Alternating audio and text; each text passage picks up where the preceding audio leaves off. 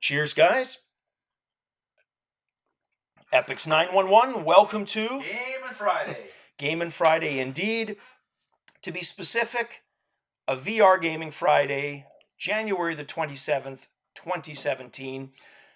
Just a reminder, I've got the timestamps in the description always with every news video. So if I speak about something you have no interest in, you can always skip right past that. I say that because the first two stories are Resident Evil related. I know a lot of people are saturated with their Resident Evil 7 news. There's a lot of things being said about the game, of course, because it's one of the first real AAA titles for VR, period. With that said, I still wade through, and stories that are just absolutely bog standard, I just ignore. They're just not relevant. They're not important. These two will have important impact depending on which you fall under, maybe both. But let's start with the first one. This came to me, it was a link via Twitter from viewer Mark McDonnell. Thanks for that, Mark, by the way. And it was a link to gearnuke.com. What they did is they compared the regular PlayStation 4 version of Resident Evil 7 against the Pro. They did it for regular mode, they did it for virtual reality mode. And if you look at the screenshots and you look at the video, it's not like the things we looked at a couple of months ago when we were assessing the Pro. In other words, back then, you saw some, but there were some pictures where you just looked at it and you're like, I'll take your word for it because I'm not seeing it. Not the case here. Night and day, you definitely notice it. I didn't complain about the graphics because they were functional for the most part. They looked good. I did say blurry at times, and really, yeah, other than the blurriness, it was a downscaled version from the regular one. With the PlayStation 4 Pro, not the case. You're also not rendering just at 1080p. With the Pro, you're 4K, and via super sampling, downscaling to 1080p, you retain a lot more of the graphical prowess that's picked up with 4K. Look at the pictures, and you're going to see those areas that were blurry are now crystal clear. So the first game, and it happens to be VR game, that's really won me over to the Pro. And yeah, Mark, you pretty much did what Jefferson did. I'm probably going to upgrade now, but I'm going to wait a while, guys. Going to stew on this for some time and probably wait at least until tomorrow morning when the store opens and then grab it. Because there are probably going to be future versions of VR games that are going to benefit like this. And if there are, hell yeah, sign me up. So looking forward to that. Let's get on to the second story. Also Resident Evil related. This has to do with statistics. And like I always say with these, take them with a grain of salt. Coming from me or anybody, really. But this is according to Capcom's statistics. So obviously biased from the get-go, but it's based on their ResidentEvil.net site. What this site does is it acts as a gathering place for players and it tracks statistics. But before I continue, I'm going to state it's an optional thing. You can opt in, you can opt out. So this data represents the people who opted in. And of those 649,000 playing Resident Evil 7, 62,500 were playing the VR mode, which is a pretty healthy number. It's roughly 10%. So you got to think that also doesn't factor in people who have VR but don't like the game. They don't like horror, whatever their reason is. And there's several. But at the end of the day, that's still a pretty damn good, healthy number. 10%, hopefully rises even more. Next news story, Zenimax versus Oculus. Just a trial update. We haven't talked about that for a while, so I wanted to touch on that. And the reason is mostly there hasn't been a lot said because writers have been waiting for today to start talking about it. And the reason for that is they were that close to the trial wrapping up. It wrapped up yesterday. Judge gave the jury instructions for them to kind of mull over, come back with a verdict They're expected to read that on Monday. So we'll know which way this thing goes. Now, the last few days have pretty much been the final arguments for both sides. So the defense, of course, which is Oculus, via one of their lawyers, and her name is Beth Wilkinson. And then, of course, Zenimax's team. So where a lot of the focus was towards the end of the trial was elaborating on things they had brought up earlier. So one of those issues is the expert. We talked about the expert for Zenimax that said, absolutely, my opinion is it was taken from Zenimax. Oculus gets two of their own to say, no, we don't see that, and here is why. Which, that would be an interesting thing to be a fly on the wall with that jury, but let's continue. She also argued, this is the Oculus lawyer, that Zenimax had plenty of opportunities and didn't take it because they didn't have faith or confidence in virtual reality. And as she put it, and we heard this from others earlier, they thought they were a bunch of kids/clowns.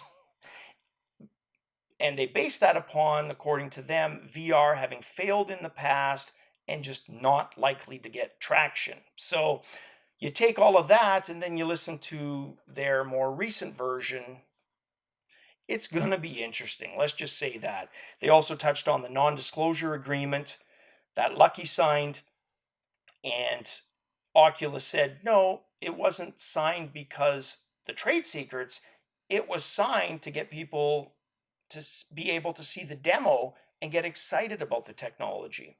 So that continued. Again, they touched on John Carmack, the defense, for their part, showing email after email where John is congratulating the programmers at Oculus for coming up with, as he called them, innovative solutions. Zenimax then tries to paint that as technical expertise, soliciting him for that. And of course, Oculus said, nay, 'tis this. And on it went. Monday, we find out this gets put to rest, but the ramifications, whichever way they land, are probably going to linger considerably longer. Next news story, again, still on Oculus. This has to do with the sensors specifically. We've always known that they were cameras, but if you would have asked me, just as an aside, in the past epochs, what kind of camera do you think it is? I probably wouldn't have said bog standard camera. I probably would have said it's a camera, but it's proprietary. It's probably optimized and can do things that regular webcams can't. Apparently not the case. According to Oliver Kralos, he is a researcher at UC Davios, and he said with a bit of Linux knowledge, understanding the hardware and software behind VR, anybody can extract pictures of what the sensor sees. Now I'm going to probably have the picture up. You can see it's grainy, it's black and white, but it's still pretty damn obvious what you're looking at and who you're looking at. And I'm not so much concerned about some other aspects that we'll touch on. The big concern with this for me is the fact that it's a bog standard camera. It would explain probably some of the tracking issues, but given that they were working at one time and then not working, that doesn't necessarily have to be the case. It's just unfortunate that it's based not on proprietary knowledge or technology, but bog standard webcams.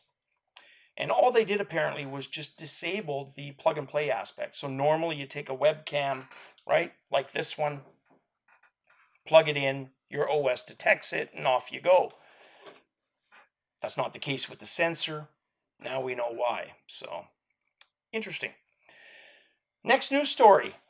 Also one that goes a couple of months back. This was a contest from Samsung Gear VR folks, specifically to create a killer app for the Gear VR. They have announced the winner for that today. It's a company called Present 4D, and their application is called VR Suite. And I'll explain what it does, which according to them allows you to create and view 360-degree based multimedia VR presentations and then view them with high-end VR glasses. So your Rift, Gear VR, Vive, all apparently work. I would imagine OS VR as well. When you take a look at this, and it's in the link below, you'll see how easy the program is to use. It's literally take your raw 360-degree video, drag, drop, and you're done. Now, there's a little bit more to that for aesthetics, make it look better, navigation, etc. What they used as an example, it was a company and probably one of their old fabrication or manufacturing facilities. The picture was called Old Plant. And the 360-degree footage was simply dropped in different areas and then a text box created for what you could view and experience if you click there. So you might have the shop floor, the offices, the fabrication facility, etc. Really cool, innovative use for presentations and fast, streamlined, well thought out. So really like that. Also, the video conferencing aspect. You could have other people, other remote locations wearing their HMD and experiencing that with you. So very cool. More on the business side of things, but you know what? The more people that use VR, period, the better. So if it's business, I'm okay with that. This next story from Upload VR has to do with the TPCAST, which most of us agree is probably the strongest solution we've seen to date. One that we're waiting for. We kind of know the price. We don't know the exact timeline, but a lot of us are getting that, including me. Pretty much a day one purchase for me. And now we know who they partnered with for a lot of the Wi-Fi technology. It's apparently a company that they also worked with, or not them, but HTC rather, during the development of that product. In fact, their technology is present on it. And the company's name is Lattice Semiconductor. All their chipsets and technology have a variation of that name. But very interesting. Now that we know that's probably a relationship that's going to, if I had my guess about it, stay between them. But it'll be interesting to see, for HTC Vive, because this still plays into their product ambitions, how they are with this company working with others. That would really test the boundaries of their openness. So it'll be interesting to follow. All right, and this last story, guys, this is a haptic feedback glove. I know, yet another one, probably about the 8th or 9th we've talked about within the last 6 months.